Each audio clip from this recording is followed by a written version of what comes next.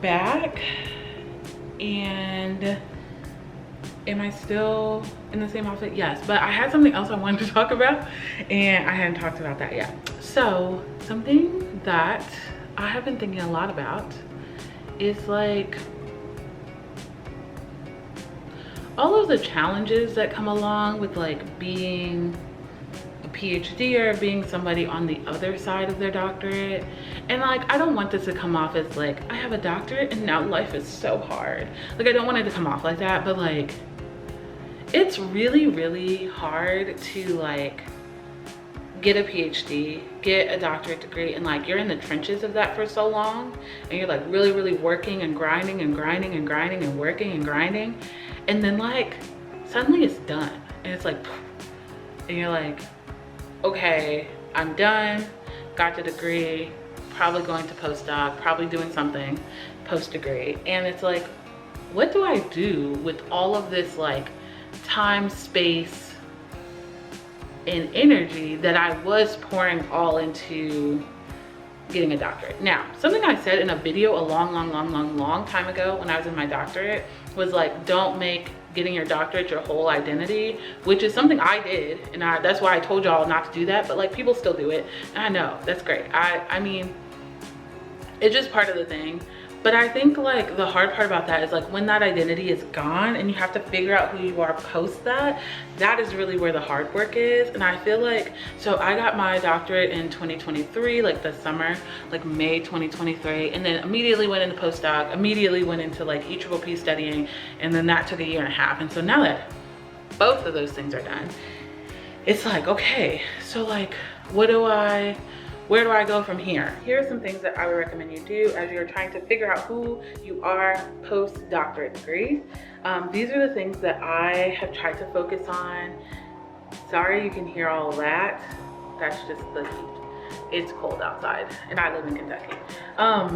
So one of the things that I really focused on was like building back up my community of people that like I really value and really like wanted to focus on. And so like that is both internet community, which I am excellent at curating. I love some good internet community. That's really great. But I also started to figure out what I wanted in-person community. So like I joined a Black women's book club. I am starting to like go to the gym more, like a public gym, not just my apartment's gym. I started to like go to the Lego store. They put on events and stuff like that, and they just started this like new social club, and so I'm going to join that. And so finding out the things that you want to do and find community in those things. So like I love going to this bookstore where they host like book events. They have like silent reading on Mondays or something like that, and I'm gonna start going to that. And so yeah, I just think finding community in the things that you like to do, which brings me to point number 2. You have to find some things you like to do besides learn and study and be studious. You have to find some like silly goofy time hobbies. Mine right now are I read a lot. If we're friends on Goodreads, you know I read a lot. So I read, I do Legos, I like video games, I like watching people play video games, I like playing them myself. Content creating is kind of a hobby. I really hope it's not. I feel like the air is real loud, but I don't know. Anyway, so finding something you like to do. Obviously, like I am a reading girly. I started reading probably like my 3rd or 4th year of grad school with like one book here, one book there. And it's kind of just exploded from there, honestly, which has been really, really great. And finding something that you can do, I think having a hobby that you can then take outside is really, really important. So it's like the reading, I'm in a book club, I go to silent reading at Joseph Beth, and I like do these things, right? So like take the hobby and put them in the real world and go do that. So like if you're somebody who really likes sports, you could go to a game. I like sports casually. Like I will watch a game with somebody and I would go to a sports bar with somebody, but I'm just not gonna seek any sports out. I don't care that much. But I do enjoy it. Like I'll go to a Super Bowl party. I love that. I like football enough where like I know what's going on. And so I think that's also a good thing. So like take your indoor hobby and find stuff to do outdoors with that hobby, including the Legos. So like I go to the Lego store, they put on like last year they did like a Galentine's event or something like that. I went to that and made some flowers or something. I can't even remember what I made. But indoor hobby, outside, okay? Find community outside, take your hobbies outside. Number 3, trying to save money, because like you're probably getting paid crumbs in your doctorate program, and so figure out a savings plan that works for you.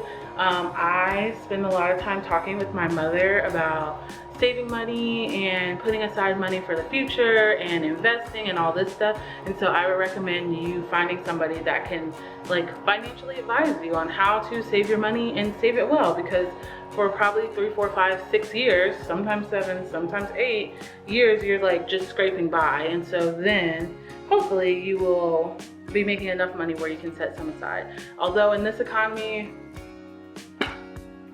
we see what's going on. I don't know if there's a way to save in this economy.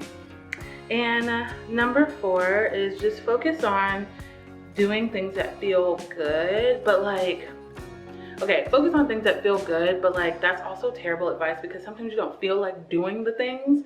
And so like doing things that you think will make you feel good, like for example, like I never regret going to the gym, but gosh, it takes a lot of just like not caring about how I feel to go do the thing. And so like focus on things that like bring joy and like bring happiness and that kind of thing, but also not relying on your feelings to motivate you to do the things that you know will bring you happiness and know will bring like you some sort of joy, or even just like a sense of accomplishment. Like for me, going to the gym, like, yeah, I did that. Like I'm that girl, I could lift up a train today. I love that feeling, but like getting to the gym, that feeling is not enough to motivate me to get to the gym. And so I have to be disciplined about the things that I know I enjoy. And last thing that I would recommend is that start getting your health stuff together. Go get some blood work, go to the dentist, go to the doctor, because I know you probably haven't been while you were getting your doctorate. You need to go do that immediately. And so that's something that I always recommend to people, is like, as you're figuring out who you want to be and figuring out what you like and figuring out what you don't like post-doctorate studies, like really taking care of your health is going to serve you, because I bet my bottom dollar you were not taking care of your health during the program. You're just like, I gotta get through, and that's fine and dandy, but take care of your health now. And like now is a great time to like get active, drink your water, stretch every day, move your body, all those things. Like that's a great time now to kickstart very good routines that will serve you in the long run.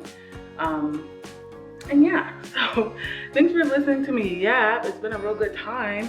I don't know when the next time I'm going to be yapping is, but I will see you next time. If you watched this far, leave a blue emoji, and I will see you all next time. Peace out. I love you all so much. Bye.